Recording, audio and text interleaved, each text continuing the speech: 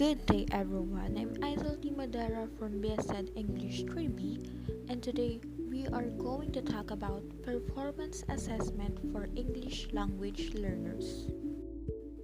According to Berger and Berger 1994, standardized achievement tests are commonly used for assessment and accountability purposes because they have established objectivity, reliability, and validity as well as ease of administration and cost efficiency in scoring. These tests may also refer more succinctly to content standards and have more easily verifiable content representation than many current classroom measures. Research has pointed to many limitations in achievement tests used for students' assessments and accountability purposes.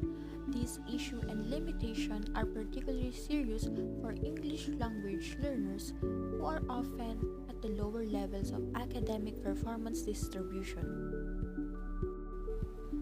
Research shows that high-stakes testing policies can create inequity for low-achieving students when schools or districts systematically exclude them from this assessment in order to demonstrate gain in overall student achievement. For example, Helwig and Darling Hammond 2008 found widespread exclusion of English learners from testing in a high-stakes accountability environment, both through mechanisms that rendered them missing on testing days and through policies and practices that push older students out of school entirely. Other studies on grade retention, exclusion from the state and local assessment testing, and school and dropout rate also identify this source of gaming. Why tests aren't an accurate way to measure performance? One of the most common reasons why teachers shouldn't only use tests is because students may have test anxiety. What tends to happen is that students are so nervous when presented with a test that they don't do as well. Teachers then aren't able to see what the student is really capable of. For English language learner students can be extra nervous because not only do they have to recall information they've learned, but they may have to decipher what the test question is asking in the first place. Also, tests really only measure what students can memorize or recall, not necessarily what work they can produce.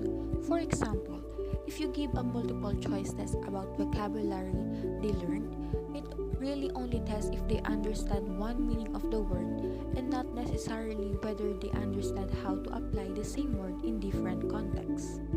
Another example would be oral skills. If students understand certain phrases you've taught them, they may not understand if another person outside the classroom says it, especially if that person has an accent. If an English language learner student is a little slower to read or decipher material, especially if they'd had lots of support in their class, a time constraint on a test won't give them sufficient time to complete the test. Just because a student didn't finish a test doesn't mean they don't understand the material. You then are left guessing as to whether or not your students actually understood what you were testing them. Seeing growth and improvement can be a huge motivator for English language learner students, but you can see growth if you don't measure it. That's why no grade class is complete without some way of assessing students. Not only is it a fantastic way for both of you and your students to see what they've learned, but you can also use the result to help you plan future lessons. However, don't rely solely on tests to assess your students. They're not always an accurate way to measure their skills levels. So, what are some ways to assessing English language learners then if tests are not the full answer? Performance assessment are a powerful alternative to the traditional standardized achievement tests. They can engage English language learner students in the assessment task and more comprehensively demonstrate their knowledge in content-based areas. These assessments also supply more in-depth information on academic needs and create an environment for students to engage in more cognitively stimulating activities. There are numerous ways you can assess your English language learner students. An example of what each might look like, and that will be discussed by Miss Marian Ruth Marcos. And that's all for my report. I hope you've learned something. Thank you for listening and have a great day.